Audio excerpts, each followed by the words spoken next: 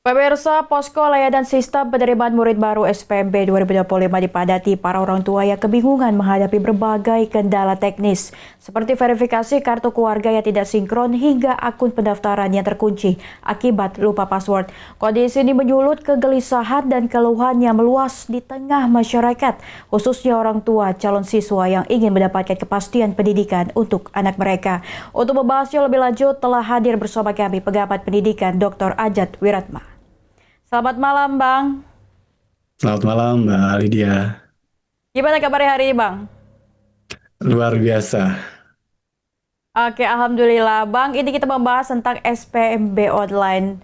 Bagaimana Anda menanggapi kekacauan yang terjadi dalam proses SPMB online tahun ini, khususnya terkait verifikasi KK dan juga akun pendaftaran yang dinilai bermasalah?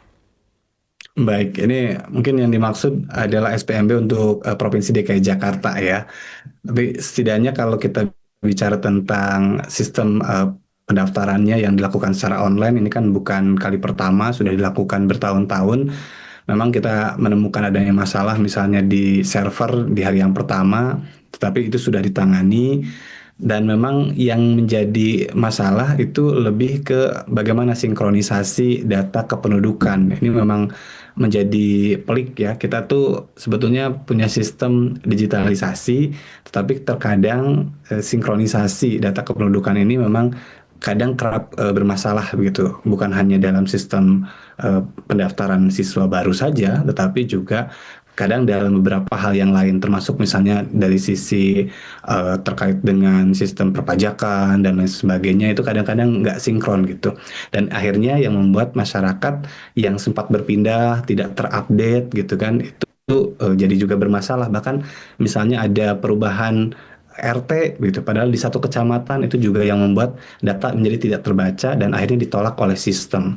Itu yang ditemukan di Jakarta ya. Tapi kalau kita lihat juga dalam beberapa kasus lain di tanah air, ini kalau bicara tentang sistem pendaftaran murid baru ini kan kita berkaca dari regulasinya Permendikdasmen nomor 3 tahun 2025 ya, di mana kita tahu sekarang udah bukan zonasi lagi tapi ada jalur domisili, namun dalam prakteknya tetap aja domisili yang dijadikan sebagai jalur, namun didasarkan pada prestasi akademik yang dijadikan Baik. sebagai prioritas gitu. Itu juga masalah-masalah yang saya kira memang penting untuk kita bisa membuat sistem ini menjadi konsisten dan tidak ambigu dalam pelaksanaan di lapangan gitu. Oke, baik, Bang. Artinya SPMB online ini kerap menimbulkan kebingungan teknis di kalangan masyarakat. Dan menurut Abang sendiri, apakah sistem ini sudah inklusif untuk semua kalangan atau justru menciptakan kesenjangan digital? Baik, jadi memang sistem online relatif lebih bagus ya dibandingkan dengan sistem manual yang memang di DKI sendiri kan sudah dilaksanakan bertahun-tahun gitu. Tapi lagi-lagi kesiapan server, kemudian juga yang menjadi bingung adalah soal aturan penerimaan siswa atau murid baru ya. Ini yang sering berubah-ubah. Nah, ini yang membuat masyarakat akhirnya juga kalau untuk yang tidak update ya, atau tadi ya, ada masyarakat, kita tahu ada masyarakat kelas menengah ke bawah yang secara literasi digital kurang. Nah, kalau kita punya sistem online yang dari tahun ke tahun tuh nggak berubah, caranya nggak berubah, aturannya nggak berubah-berubah gitu, itu kan bisa jadi buat masyarakatnya itu belajar ya, itu jadi nggak susah gitu untuk belajar dari sebelum-sebelumnya. Tapi kalau mau diterapin sosialisasinya baru 1 bulan sebelumnya gitu, atau bahkan kita baru tahu misalnya mau seminggu dibuka gitu, baru belajar. Nah, ini yang membuat masyarakat yang akhirnya jadi sulit gitu. Perlu untuk dipahami, apalagi kita kan mau berburu kursi sekolah negeri. Nah, sekolah negeri itu untuk siapa gitu kan? Kan untuk semuanya. Termasuk juga masyarakat kelas menengah ke bawah. Ini penting untuk juga jadi perhatian ya. Bagaimana sistem harusnya bisa dibuat jauh-jauh hari sebelumnya dan tersosialisasi dengan baik. Termasuk juga melibatkan sekolah untuk bisa mensosialisasikan ini kepada orang tua siswa. Jadi sebelum tahun ajaran baru datang gitu kan, sudah jauh-jauh hari orang tua disosialisasikan tentang sistem ini gitu.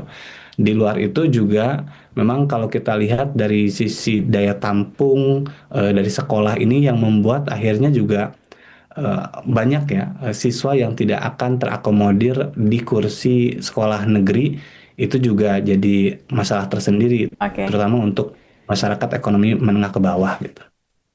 Oke Bang, baik. Berburu kursi negeri ya Bang ya. Bang ini tapi melihat banyaknya keluhan dari orang tua ini, apakah Abang sendiri menilai sistem ini perlu dievaluasi atau bahkan direformasi secara menyeluruh? Baik, ini kalau kita bicara secara nasional ya. Jadi kalau bicara tentang sistem penerimaan murid baru ini kan tadi bicara tentang berburu kursi. Jadi memang masih banyak daya tampung yang tidak sesuai dengan kebutuhan masyarakat. Di luar itu masih ada dalam tanda petik ya penitipan, jual beli kursi. Kemarin juga sempat ada kasus kan, ada misalnya anggota dewan yang bikin memo gitu. Itu kan menunjukkan sebetulnya kalau dari sistem penerimaan mahasiswa apa sistem penerimaan murid baru ini memang masih ada gitu praktek-praktek seperti itu. Di luar itu yang juga tidak kalah penting adalah aturan yang tidak yang konsisten itu jangan berubah-berubah. Dulu kita tahu ada zonasi, sekarang kan domisili. Nah, hal ini akhirnya yang membuat peraturan jadi berubah dan masyarakat juga akhirnya kerap dikorbankan gitu karena perubahan peraturan yang setiap tahun kadang-kadang terus berganti begitu. Tapi kalau sistem online-nya sendiri sih memang sudah jadi tuntutan zaman, tinggal bagaimana sosialisasi dan sistemnya. Jangan sampai kayak kemarin kalau di Jakarta kan hari pertama ngeheng error gitu. Tapi walaupun itu sudah bisa ditindaklanjuti secara cepat sih, tapi harusnya itu tidak boleh terjadi sebenarnya kalau persiapannya baik Oke, gitu. baik Bang. Oke Bang, baik. Dengan berbagai masalah yang Anda sudah jelaskan tadi, menurut Anda pelayanan posko SPMB di lapangan ini apakah sudah cukup membantu atau justru memperumit keadaan? Iya, memang kalau kita simak ya sudah ada posko pengaduan, bahkan ombudsman juga sudah menerima banyak pengaduan di tengah masyarakat.